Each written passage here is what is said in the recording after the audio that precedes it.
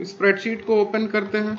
कल हम लोगों ने कुछ बेसिक्स इसके डिस्कस किए थे, कुछ बेसिक फंक्शन भी इसके हम लोगों ने देखे थे, ठीक है। आज उनको थोड़ा सा और अच्छे से और ज़्यादा फंक्शंस के बारे में डिस्कस करेंगे। आज कुछ टेक्स्ट वाले फंक्शन भी डिस्कस करेंगे, ठीक है।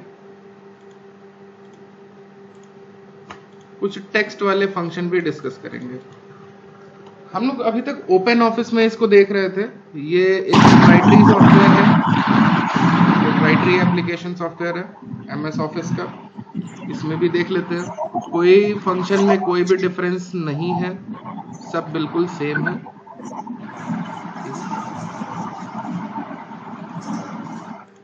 बस थोड़ा सा इंटरफेस में मामूली सा अंतर आ जाता है। आज हम लोग कुछ टेक्स्ट फंक्शन देखेंगे, उसके बाद इनकी रियल एप्लीकेशंस मतलब रियल इंप्लीमेंटेशंस करके देखेंगे कि कैसे इनको इंप्लीमेंट करते हैं रियल लाइफ में। कहां हम जो कल हम लोग फंक्शन यूज किए हैं उनका रियल लाइफ में कैसे यूज कर सकते हैं। तो चलते हैं। टेक्स्ट के लिए हम लोग कुछ फंक्शन डिस्कस करेंगे। उसमें एक होगा लोअर, अपर। लोअर जो फंक्शन है, किसी भी सेल में अगर आपने कुछ भी टाइप किया है टेक्स्ट, तो उसको ये लोअर केस में कन्वर्ट कर देगा, जैसा कि इसका नाम है, ठीक है। अपर वाला उसे अपर केस में कन्वर्ट कर देगा, ठीक है। अच्छा, अगर हमें सेंटेंस केस चाहिए, मतलब पहला लेटर कैपिटल चाहिए और बाकी स्मॉल चाहिए, उसके लिए क्या होगा, प्रॉपर। लोअर अपर, फिर वहां सेंटेंस मत यूज कीजिएगा, उसके लिए फंक्शन है प्रॉपर फंक्शन, ठीक है। एक फंक्शन और होता है ट्रिम फंक्शन।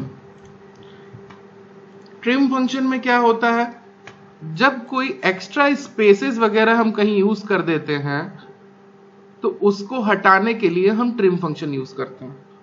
आप कहेंगे सर ये कौन सी बड़ी चीज है, बहुत सिंपल है। लेकिन अगर बहुत बड़ा डेटाबेस हो तो एक एक में बैठ के तुम स्पेस तो कल सही करोगे नहीं, तो उसके लिए क्या यूज होता है, ट्रिम फंक्शन। एक और फंक्शन होता है कॉनकैटिनेट फंक्शन। थोड़ा सा नाम इसका वियर्ड है, लंबा है, ट्रिकी है, लेकिन काम बहुत आसान है। तो इन फंक्शंस को हम यहां पे इंप्लीमेंट करके देख लेते हैं बारी बारी, ठीक है। तो यहां पे हम एक टेक्स्ट रखते हैं, विजिबल तो है ना, और थोड़ा सा साइज बढ़ा दे रहे हैं। यहां पे एक हम टेक्स्ट रखते हैं, सपोज दैट गुड, अगले वाले में मॉर्निंग, ठीक है। थोड़ा सा इसको सबको स्मॉल ही कर दें।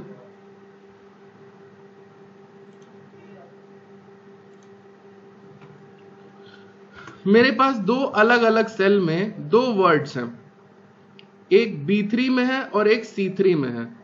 तो सबसे पहले इसको हम लोअर में कन्वर्ट कर दें। यहां पे हम इन दोनों को लोअर में कन्वर्ट करेंगे। Equal to lower, bracket open, ये वाला सेल, ठीक है, B3 लोअर में कन्वर्ट है, पहले ही लोअर में है, ठीक है। अच्छा, यही फंक्शन हमने यहां पे भी इंप्लीमेंट करना है, तो इसके बगल में भी हमने इसके बगल वाला जो यहां जो साइड वाला ये मॉर्निंग है, ये तो C3 है, जस्ट इसके साथ में ही है। और यहां पे जहां हम आंसर लिख रहे हैं ये भी इसके साथ में है। तो क्यों ना इसी फंक्शन को ही हम ड्रैग कर दें। मतलब जैसे कल हम लोगों ने मैजिक फिल सीखा था, हम लोग ड्रैग कर देते थे तो आगे की चीजें वो प्रेडिक्ट कर लेता था। उसके पीछे का लॉजिक मैंने आपको बताया था कि किस चीज के अकॉर्डिंग वो प्रेडिक्शन होती है। यहां पे अगर आपको फंक्शन भी अगर आपको ऐसे कॉपी करना हो, आगे बढ़ाना हो, तो वो भी आप ड्रैग कर सकते हैं, लेकिन कंडीशन यही है कि साथ साथ ही होना चाहिए। जैसे यहां गुड का आंसर मैंने यहां लिखा, सॉल्यूशन मैंने यहां लगाया, फंक्शन यहां लगाया, और मॉर्निंग भी उसके जस्ट बगल में ही है। तो मैंने क्या किया, इसके बगल में ही हमको भी आंसर लिखना है, तो हमने इसको ड्रैग कर दिया, सिंपल। ठीक है, ये तो था लोअर। इसी को हम अपर में अगर करें, इक्वल टू अपर, इनको सेलेक्ट कर लेते हैं। सारा का सारा क्या हो गया, अपर केस में कन्वर्ट हो गया। ड्रैग कर दिया हमने इसी फंक्शन को, दोबारा फंक्शन लिखने की कोई जरूरत नहीं क्योंकि बगल में ही है। ये सारा का सारा अपर केस में कर दिया। प्रॉपर कैसे इंप्लीमेंट करें, इक्वल टू प्रॉपर, सेल को सेलेक्ट किया, ये क्या हो गया, पहला लेटर कैपिटल हो गया, मॉर्निंग। ठीक है, तीनों का यूज समझ में आया। अब बात करते हैं कॉनकैटिनेट की। कॉनकैटिनेट एक तरह से कह सकते हो कि टेक्स्ट का या किसी स्ट्रिंग का सम फंक्शन होता है, ऐसे कह सकते हो। ये दोनों अलग अलग सेल में लिखा हुआ है, इसको हम एक ही जगह अगर लिखना चाहें, एक ही सेल में मिला के, उसके लिए होता है कॉनकैटिनेट फंक्शन। ये मत सोचना बहुत फालतू की चीज है, बहुत ज्यादा काम की चीज है। जब आप डेटाबेस वगैरह में जब काम करना शुरू करेंगे तब इसकी आपको जरूरत समझ में आएगी। आप लोग 2:30 बजे तक क्लास में आएंगे क्या?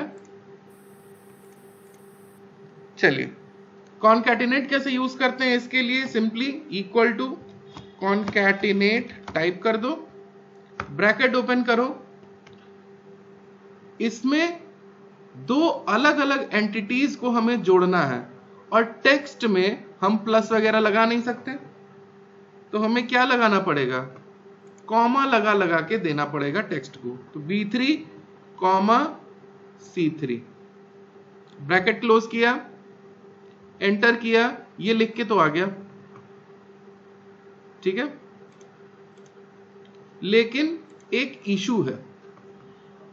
इशू ये है कि यहां पे बीच में तो स्पेस नहीं आया, नहीं आएगा, बिल्कुल नहीं आएगा। क्यों आएगा, इसको क्या पता कि वो दो अलग अलग वर्ड है, बीच में स्पेस देना है। हमने तो उससे बोला कि B3 में एक वर्ड है, C3 में एक वर्ड है, दोनों को एक साथ लिख दो, एक साथ लिख दिया। स्पेस तो हमने कहीं उसको बोला ही नहीं कि स्पेस भी डालना है ना। तो स्पेस कैसे लगाएं, स्पेस लगाने का तरीका है, स्पेस लगाने का ये तरीका है, इसी को मैं यहां पे कर देता हूं दोबारा से, equal to concatenate, bracket open, यहां आते हैं, यहां लिखते हैं फंक्शन बार पे, आगे पीछे इसको मूव कराने में आसानी होगी। कॉनकैटिनेट, पहला सेल क्या है हमारा, B3 कॉमा, अच्छा एक और चीज, जब कभी भी किसी भी प्रोग्रामिंग लैंग्वेज में या कहीं पे भी अगर हमने डायरेक्टली सीधे सीधे टेक्स्ट को एज इट इज प्रिंट करा देना होता है बिना कोई उस पर ऑपरेशन परफॉर्म किए, तो उस पर्टिकुलर टेक्स्ट को हम डबल इन्वर्टेड कॉमा में लिखते हैं। पता है सबको? यहां पे भी हमें एक जनरल टेक्स्ट को एज इट इज प्रिंट करा देना है। किस टेक्स्ट को? स्पेस को। तो क्यों ना डबल इन्वर्टेड कॉमा में हम एक स्पेस लगा दें, यहां डबल इन्वर्टेड कॉमा में हम एक स्पेस लगा दें, ठीक है, और उसके बाद फिर कॉमा देके C3 दे दें। मतलब हमने किया क्या, यहां पे ध्यान देना, हमने कहा इससे कि इस सेल की वैल्यू को इक्वल्स टू करो, किसके इक्वल टू करो, कॉनकैटिनेट ऑफ, मतलब टेक्स्ट के एडिशन ऑफ किसके किसके, B3, ये रहा B3, एक उसमें B3 आ जाएगा, कॉमा, फिर दूसरी एंटिटी क्या, एक स्पेस, स्पेस आ गया, ठीक है, कॉमा, फिर तीसरी एंटिटी C3, ये। अब इसमें तीन अलग अलग एंटिटीज जुड़ रही हैं, ठीक है, तीन अलग अलग एंटिटीज जुड़ रही हैं। कौन कौन सी? एक B3 जुड़ रहा है, एक स्पेस जुड़ रहा है और एक C3 जुड़ रहा है। एंटर प्रेस किया, ये आ गया बीच में स्पेस, ठीक है।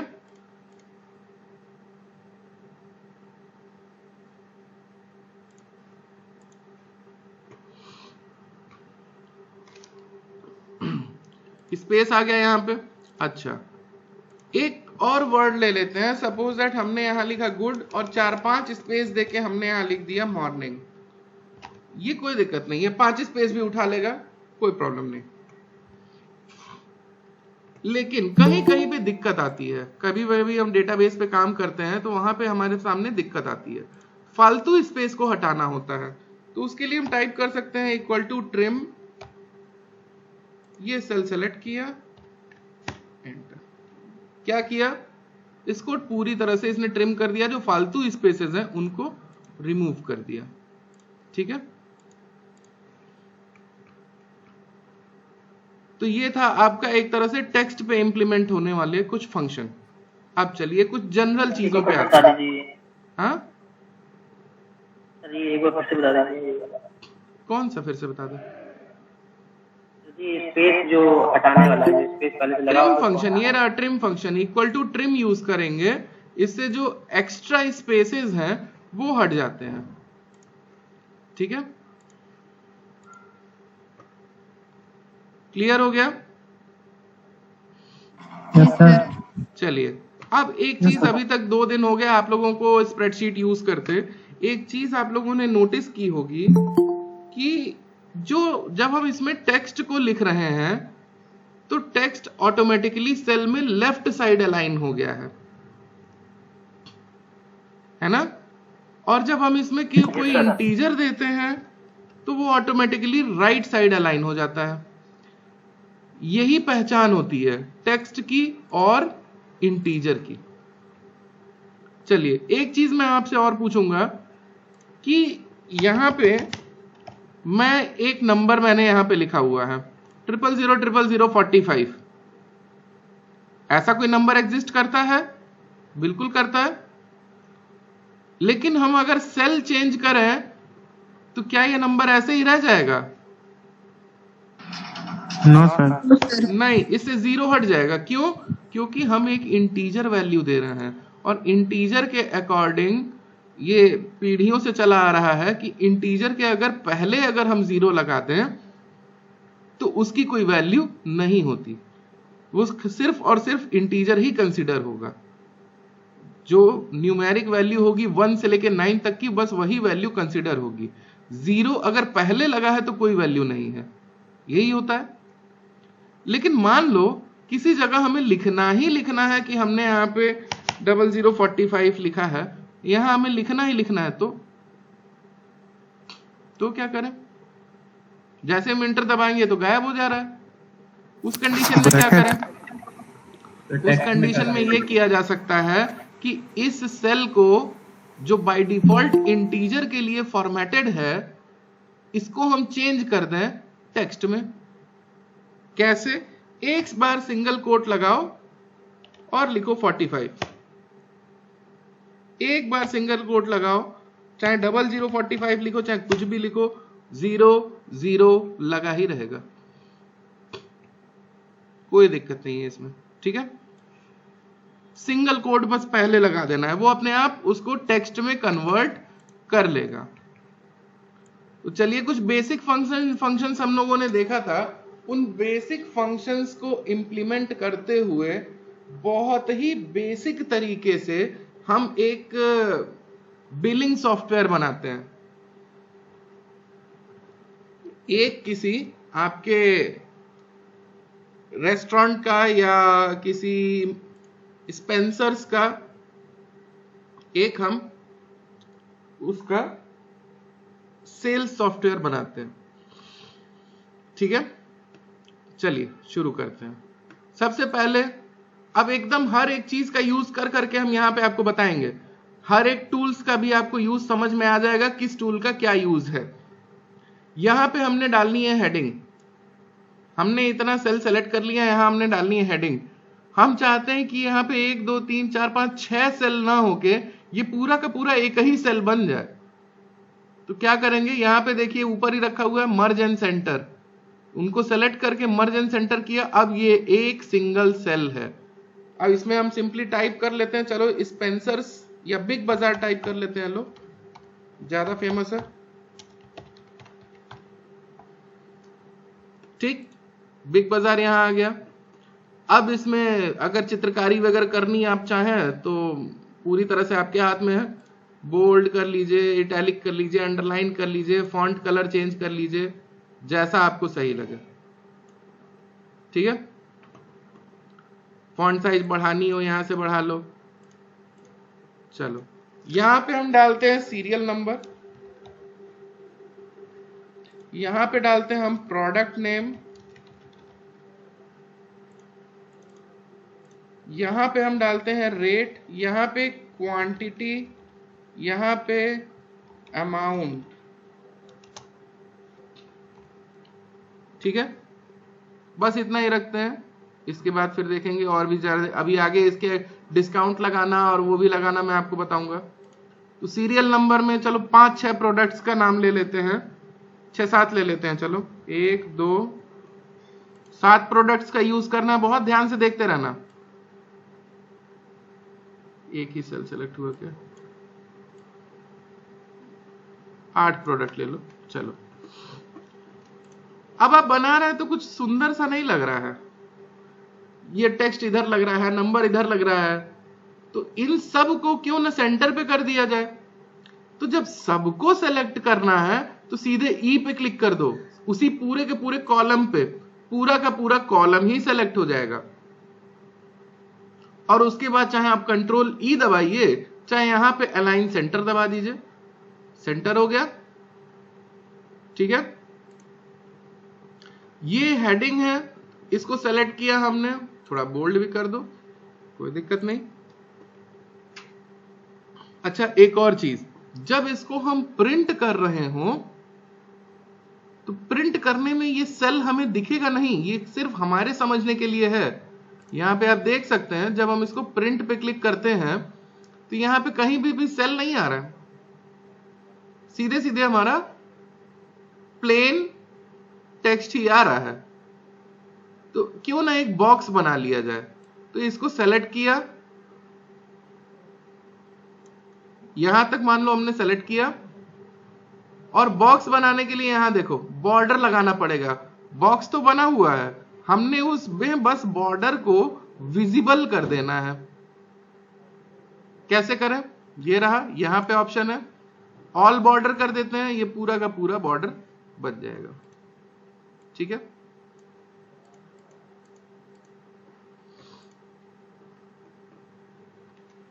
सिंपल।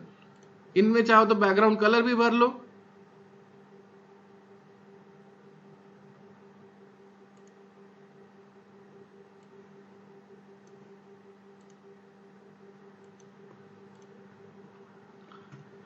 प्रोडक्ट नेम, कुछ प्रोडक्ट्स के नाम लेते हैं, कुछ फ्रूट्स ही रख लेते हैं। एप्पल, गुआवा, मैंने अपना फेवरेट भी ले लिया, और ग्रेप्स, स्ट्रॉबेरीज, सॉरी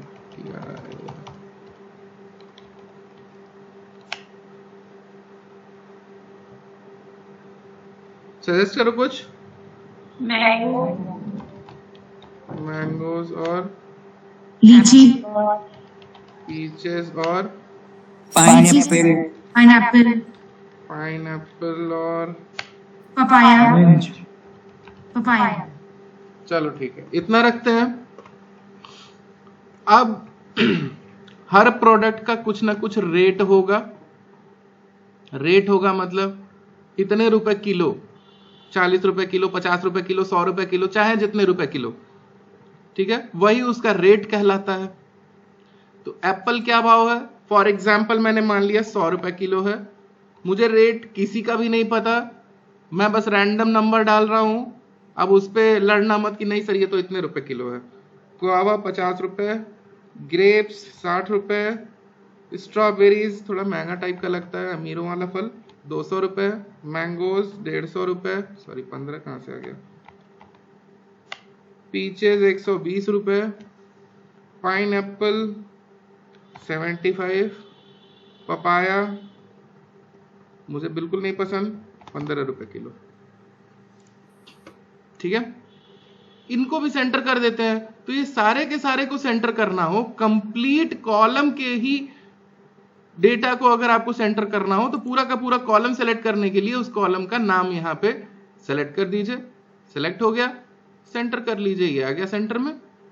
इनको भी करना हो, इनके साथ भी सेम कर लो, सेलेक्ट करके सेंटर हो गया। ठीक है, हाँ ठीक है। अब क्वांटिटी की बात करते हैं। आप जब मार्केट जाते हैं तो उससे बोलते हैं ना 100 रुपए किलो एप्पल है, अच्छा कितना, 1.5 किलो दे दो या 2 किलो दे दो, 4 किलो दे दो, ऐसे ही होता है ना। तो क्वांटिटी लिख लेते हैं। मान लो इसको लिया आपने 7 किलो, इसको 8, इसको 9, इसको 10, इसको 20, इसको 25, इसको 30, इसको कितना, 2 किलो। चाहे तो आप इन सबको एक साथ सेलेक्ट करके भी आप सेंटर कर सकते हैं, मल्टीपल कॉलम्स को भी एक साथ सेलेक्ट कर सकते हैं। बस इस पे एच वाले लाइन पे या ये भी जो कॉलम का नाम वाला लाइन है इस पे उठा के ड्रैग कर दीजिए, सारा सेलेक्ट हो जाएगा। ठीक है, अब हमारे पास रेट है, हमारे पास क्वांटिटी है, हमने अमाउंट निकालना है। कैसे निकलेगा? अगर 100 रुपए किलो एप्पल है, 7 किलो एप्पल ले रहे हैं, तो अमाउंट क्या होगा? 700 रुपए। हाँ, 700 रुपए। कैसे आया 700? रेट इंटू क्वांटिटी आया ना। रेट से हमने क्वांटिटी को मल्टीप्लाई किया तो आया है। Yes sir. आइए वही फंक्शन लगा देते हैं, equals to this multiplied by this. ठीक है, एंटर मार दिया, आंसर आ गया। अब यही चीज गुआवा के साथ भी है, सेम काम यही करना है हमें। तो क्यों दोबारा फंक्शन लिखे? इसी को पकड़ा, यहां नीचे स्क्वायर आया, पकड़ के इसका कान नीचे खींच दिया, इसने सबका आंसर हमें दे दिया। ठीक है, ये हो गया। अब हम टोटल बिल निकाल लेते हैं कि बेचारे कस्टमर का कितना पड़ा। यहां मान लो यहां हमने लिख दिया टोटल। टोटल वो वाला टोटल नहीं है जो तुम लोग समझ रहे हो ये। हाँ बताइए। 700 वाला फिर से बता दीजिए फार्मूला। कितना सिंपल, चल फिर से बता देते हैं। इनको किया हमने डिलीट, दोबारा बता देते हैं। जितनी बार पूछो उतनी बार बताएंगे। देखो, मार्केट जाते हो, सब्जी वाले से बोलते हो आलू क्या भाव दिए, वो कहता है 20 रुपए किलो। तुम कहते हो अच्छा 4 किलो दे दो, तो वो करता क्या है, 20 मल्टीप्लाइड बाई 4, 2 4 जा 8, माने 80 रुपीज आप उसको पेमेंट करते हैं। तो एक्चुअली में किया क्या, रेट को क्वांटिटी से मल्टीप्लाई कर दिया।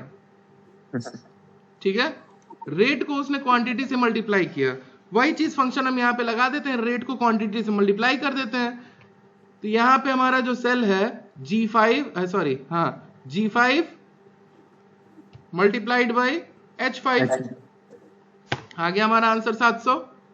इससे इसको मल्टीप्लाई कर दिया, बस रेट को क्वांटिटी से मल्टीप्लाई कर दिया। 100 रुपए किलो है, 7 किलो लिया, तो 100 इंटू 7 बराबर 700। और यही चीज सबके साथ करनी है। सर डबल क्लिक कर दो, सबका आंसर आ गया।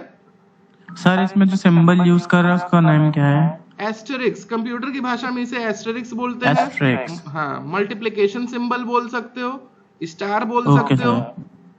असल नाम इसका ओके जो है पैदाइशी, वो एस्टेरिक्स है। Asterisk, okay sir. ठीक है, अब यहाँ पे कस्टमर का टोटल बिल निकाल लेते हैं, ये तो और आसान है। हम क्या करते हैं, इक्वल टू सम, ये हमारे पास आ गया रेंज। 11,920 रुपए का फल खरीदा इन्होंने। ठीक है, सिंपल है। ये सबसे बेसिक काइंड ऑफ इंप्लीमेंटेशन है। अब इसमें मान लो सेब का रेट हो गया किसी दिन ₹50 किलो। बस रेट में अपडेट मारो, ये आ गया नीचे आंसर, अपडेट हो गया। किसी दिन पपाया हो गया ₹300 किलो। सर टोटल हाँ, का फॉर्मूला फिर से बता दीजिए एक बार। किसका टोटल जो आपने किया था उसका फॉर्मूला फिर से बता दीजिए। टोटल? कल ही तो बताया था सम फंक्शन, कल आप क्लास में नहीं थे? सर एक्चुअली मेरे साथ थोड़ा सा नेटवर्क का इशू हो गया था, हम ज्वाइन हो रहे थे, बार बार लेफ्ट हो जा रहा था। चले कोई बात नहीं, मेरा YouTube चैनल है नेटवर्कलॉजी बाइट्स, वहां पे वीडियो भी पड़ी हुई है, ठीक है। मैं फिर भी बता देता हूं, ये पूरी वैल्यू हमें टोटल करके निकालनी है। हमें इस टोटल वैल्यू को यहाँ पे सम करके यहाँ पे आंसर लिख देना है। तो इसके लिए हम ऐड करने के लिए जो फंक्शन यूज करते हैं वो है sum function. Equal to SUM type किया, ब्रैकेट ओपन किया, और इस पूरे एरिया को हमने माउस से अपने ड्रैग करके सेलेक्ट कर दिया, जिससे उसे एक रेंज मिल गई कि कहां से लेके कहां तक की वैल्यू को हमने ऐड करना है, ठीक है। ब्रैकेट क्लोज किया, ये हमारा आंसर यहाँ पे आ गया। कितनी वैल्यू बनी इनकी? 12,140 रुपए इनका बिल बन गया, ठीक है। ये सबसे बेसिक इंप्लीमेंटेशन है किसी भी आपके सेल्स रिकॉर्ड की, इससे बेसिक नहीं होता, ठीक। सर IOJ में डॉटेड लाइंस क्यों हैं? ये A4 साइज का एक पन्ना है, यहां तक एक पन्ना आ रहा है, ये हमें एक तरह से नोटिफाई कर रहा है कि यहीं तक एक पेज है, इसके बाद ये अलग पेज हो जाएगा। कैसे? प्रिंट प्रीव्यू पे आके देख लो, खत्म, यहीं से, इसके आगे नहीं आ रहा है। इसके आगे भी तो एक कॉलम हमने हाईलाइट किया था, लेकिन वो यहां नहीं आ रहा है। अच्छा, ये आपने अमाउंट तक रखा ही है इसलिए से। हाँ, ठीक है, सिंपल है, क्लियर हो गया ये? Yes sir. चलिए, यस सर। अब Yes, sir. इसमें एक छोटा सा चेंज और करते हैं, अमाउंट भी हटा देते हैं, ये अमाउंट रहने देते हैं, चलो।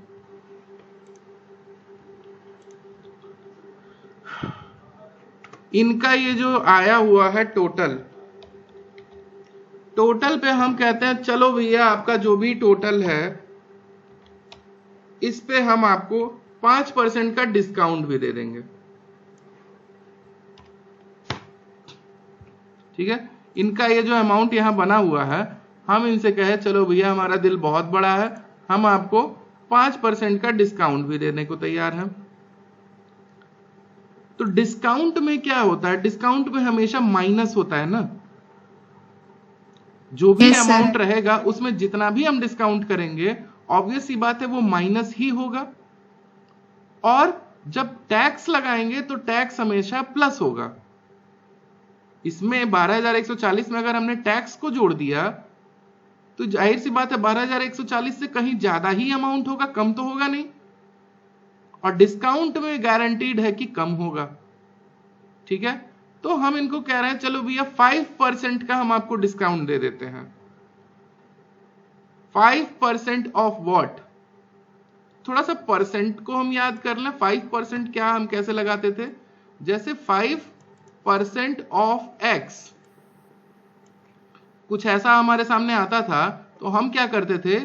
5 divided by 100 multiplied by x, यही तो होता था, 5x बाई 100, ऐसे ही हम परसेंटेज निकालते थे। और ये तो खाली आपका 5% निकला, कितना वैल्यू हुआ? 5% आपका निकला, लेकिन हमें क्या चाहिए? जितना भी निकला वो इससे माइनस भी हो जाए, ठीक है। करके देखते हैं इसको। दो तरीके हैं, एक डायरेक्ट इंप्लीमेंटेशन है और एक आपका सरकारी इंप्लीमेंटेशन है। सरकारी वाला मैं पहले बताऊंगा क्योंकि आपको तभी कॉन्सेप्ट समझ में आएगा, उसके बाद मैं आपको डायरेक्ट बताऊंगा। तो इन पे सबसे पहले तो हम निकाल लेते हैं 5% ऑफ 12,140, कैसे निकलेगा? इक्वल टू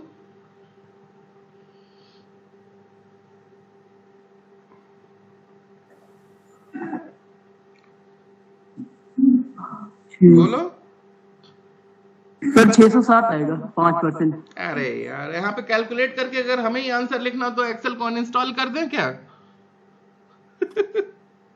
हमें यही काम इससे कराना है, ओके सर। खुद नहीं एक्सेल बनना।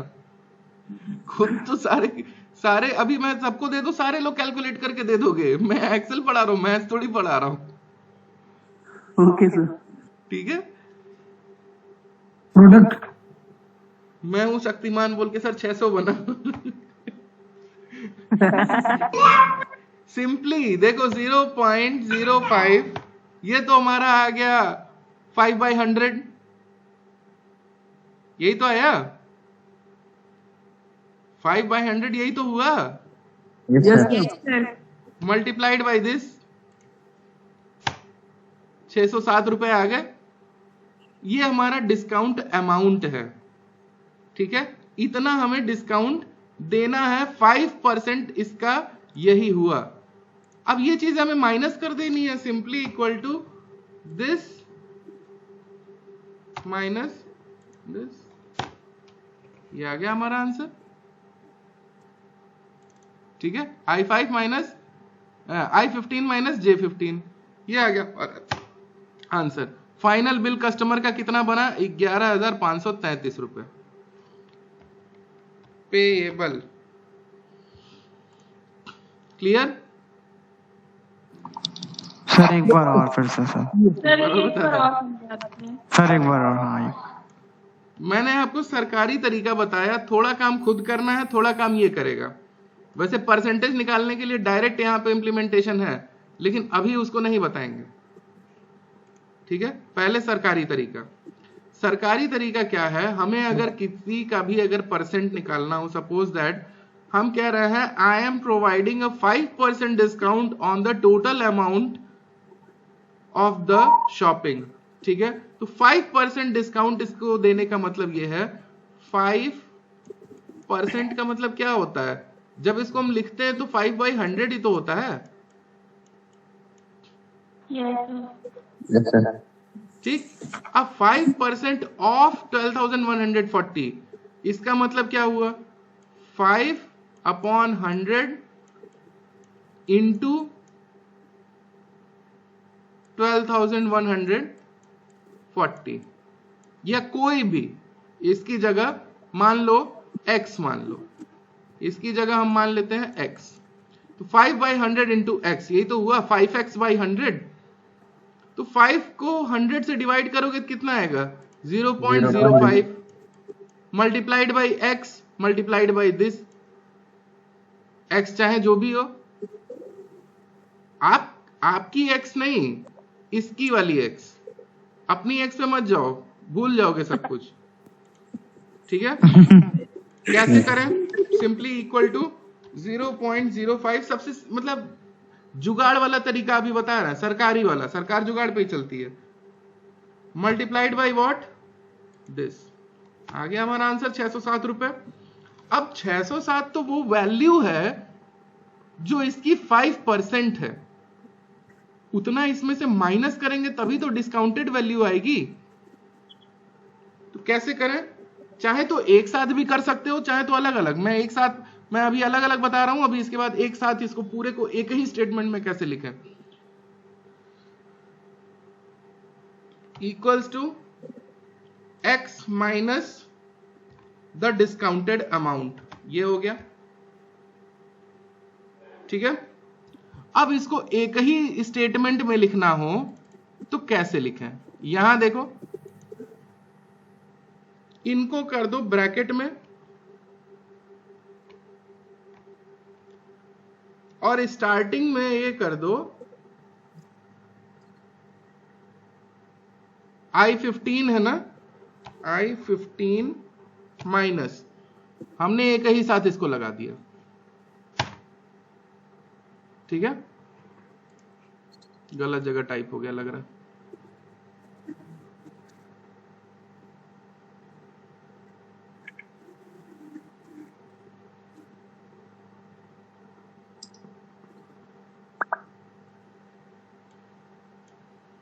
ठीक है, एक आगे पीछे गलती से टाइप हो गया था। तो इसको चाहे तो एक स्टेटमेंट में लिख लो, चाहे तो अलग अलग लिखो, आपकी स्किल पे है, आपकी प्रैक्टिस पे है। क्लियर यहां तक? Yes sir. ऐसे ही अगर डैश लगाना हो तो माइनस की जगह प्लस कर देना है, सिंपल। आगे बढ़े। Yes sir. चलिए अब आपको एक फंक्शन हम बताते हैं,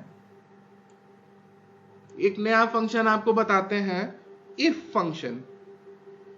इफ का मतलब होता है यदि। हिंदी में अगर इसको कहो यदि, यदि ऐसा हो, if this happens, if this happened, क्या करें। अब यहां पे हम आपको एक एग्जांपल के थ्रू इसको समझाते हैं कि इसका इस्तेमाल आप कर कहां सकते हैं। आपके सामने दो कॉलम में नंबर दिए गए हुए हैं, ये है कॉलम ए, ये है कॉलम बी। कुछ नंबर्स, रैंडम नंबर्स दिए गए हैं।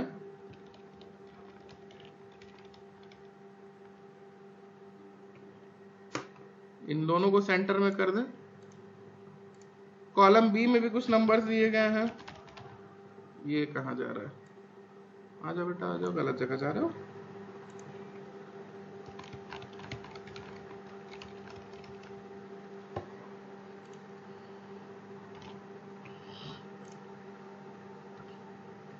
ये है आपका कॉलम ए, ये है आपका कॉलम बी। कॉलम ए का कलर थोड़ा सा बदल दें ताकि आपको प्रॉपर डिफरेंस समझ में आए।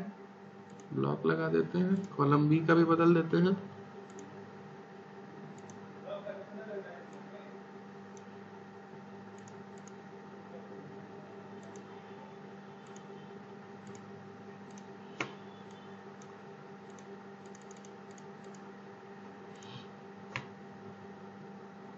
ठीक, दो कॉलम्स दिए गए हैं, इनमें अलग अलग तरह के, मैंने अलग अलग तरह की वैल्यू दी गई है। हमने यहां पे कुछ रिजल्ट निकालना है कि ए ग्रेटर है कि बी ग्रेटर है। इस वाले कॉलम में यहां पे ए की वैल्यू बड़ी है कि बी की वैल्यू बड़ी है। ए की बड़ी है, यहां पे भी ए की बड़ी है, यहां पे भी ए की बड़ी है, लेकिन यहां पे बी की बड़ी है। यहां पे हम एक एक करके खुद ना ये काम करते हुए यही काम हम सिस्टम से करवाते हैं। कैसे कराते हैं? इफ फंक्शन का मैंने एक छोटा सा एग्जांपल यहां पे लेके आपको बताया है, कैसे करें। ध्यान से देखिएगा, बहुत इंटरेस्टिंग है, बहुत आसान है, थोड़ा सा ट्रिकी होगा, कंफ्यूजन होगी तो इस वीडियो को रिपीट कर करके बार बार देख लीजिएगा। हम यहां पे लिखते हैं इक्वल्स टू इफ, यदि, ब्रैकेट ओपन करते हैं, यहां फंक्शन बार में मैं लिख दूं यदि ये वाली वैल्यू 89, इस पे क्लिक करते हैं, क्या हो, बड़ी हो तो ग्रेटर देन का साइन लगा देते हैं, किससे बड़ी हो, इससे। तो क्या करें, कॉमा लगाएं, यहां पे फिर इन्वर्टेड कॉमा लगाएं, डबल इन्वर्टेड कॉमा, और उसमें लिखें ए इज ग्रेटर। और अगर गलत हो तो क्या लिखें, मैं अभी एक्सप्लेन भी कर रहा हूं इसको, बी इज ग्रेटर। ठीक, हमने यहां पे कर दिया एंटर, आंसर आ गया हमारा ए इज ग्रेटर। यही चीज सब पे इंप्लीमेंट करनी हो तो यहां पे हमने सबके लिए वही चीज कर दी, आंसर आ गया। लेकिन हुआ क्या, ऐसा हुआ क्या, हुआ ये, यहां पे इस फंक्शन पे ध्यान दीजिए। हम इससे कह रहे हैं, इसको एक बार नोट जरूर कर लेना, ये वीडियो ना समझ में आया रिपीट करके देख लेना। हम इससे कह रहे हैं कि भैया अगर E5 की वैल्यू, मतलब इसकी वैल्यू F5 से बड़ी हो, कैसे हमने उससे पूछा, लॉजिकल टेस्ट कैसे दिया हमने, एक लॉजिकल ऑपरेटर लगा के, ग्रेटर देन का साइन लगा के। यदि E5 की वैल्यू F5 से बड़ी हो तो क्या है, करना यह है कि इसके बाद अगर ये हमारी कंडीशन ट्रू हो तो पहला मैसेज प्रिंट करेगा, और अगर कंडीशन फॉल्स हो तो दूसरा मैसेज प्रिंट करेगा। अब आपको चुनना है कि ट्रू वाले में आपको क्या प्रिंट कराना है और फॉल्स वाले में आपको क्या प्रिंट कराना है। हमेशा जो पहला मैसेज प्रिंट होगा वो इस कंडीशन को सेटिस्फाई करने पे ही होगा, और दूसरा वाला जो मैसेज होगा इस कंडीशन को सेटिस्फाई नहीं कर रहा होगा तब प्रिंट होगा। ठीक है, प्रिंट कराने के लिए मैंने क्या बताया, इसको कॉमा लगा के इनको तो अलग ही कर दो भैया को, सैचुरेटेड है। फिर हमने मैसेज प्रिंट कराना है तो इन्वर्टेड कॉमा के अंदर मैसेज लिख दो, वो मैसेज आपका प्रिंट हो जाएगा। उसके बाद आपने दूसरा मैसेज देना है तो कॉमा करके जो फॉल्स वाले के लिए आपको मैसेज देना है कि अगर आपने यहाँ पे जो कंडीशन यहाँ पे जो दी है, अगर ये कंडीशन आपकी फॉल्स होती है तो ये दूसरा वाला मैसेज प्रिंट होगा। ठीक है, यही चीज बस सिंपली की गई है।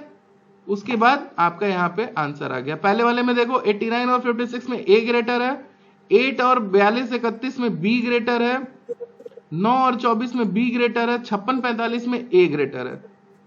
सिंपल है।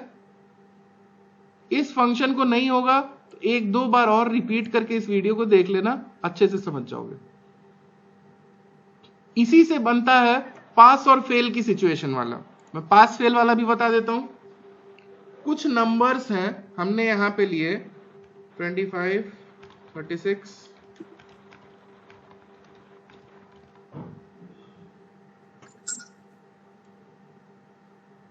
यहीं पे ले लिए मान लो।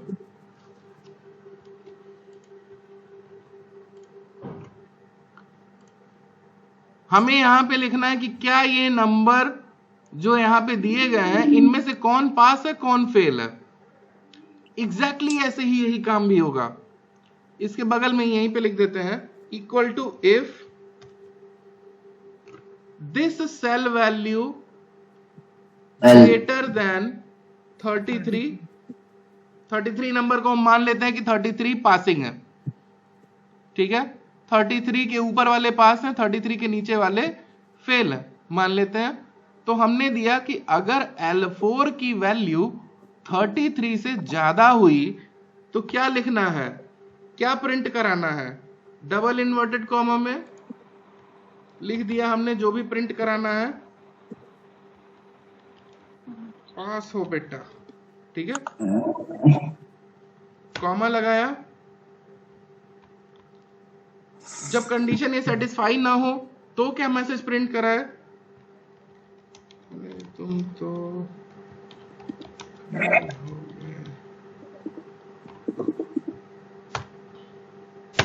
ठीक है। देखो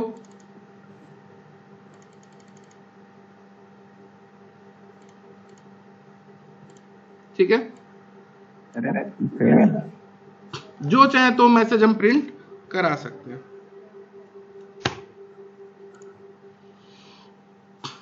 जो 33 के नीचे है उनको इसने फेल बोल दिया, जो 33 के ऊपर है उनको इन्होंने पास बोल दिया। ये भी एक एग्जांपल है आपको इफ फंक्शन यूज करने का। मैंने पहले ही आपको इफ इसलिए बताया, अभी इसके आगे मैं कुछ और चीजें बताने वाला हूं जिसमें आपको इफ की जरूरत पड़ेगी। ठीक है, अच्छा अब आप सोच रहे होंगे कि अच्छा सर ग्रेड वाला कैसे बनेगा, कि जैसे आप ही लोगों की क्लास में अगर 85 से 100 के बीच में अगर किसी का नंबर आता है तो उसको एस ग्रेड कंसिडर करते हैं। 75 से 84 तक अगर किसी का आता है तो उसको ए ग्रेड कंसिडर करते हैं। तो ये ग्रेड वाला कैसे होता है, उसमें भी इफ ही लगेगा, लेकिन नेस्टेड इफ लगेगा। कैसे लगेगा ये हम आपको अगली वीडियो में बताएंगे। ठीक है, इसमें कोई डाउट हो तो पूछ सकते हैं।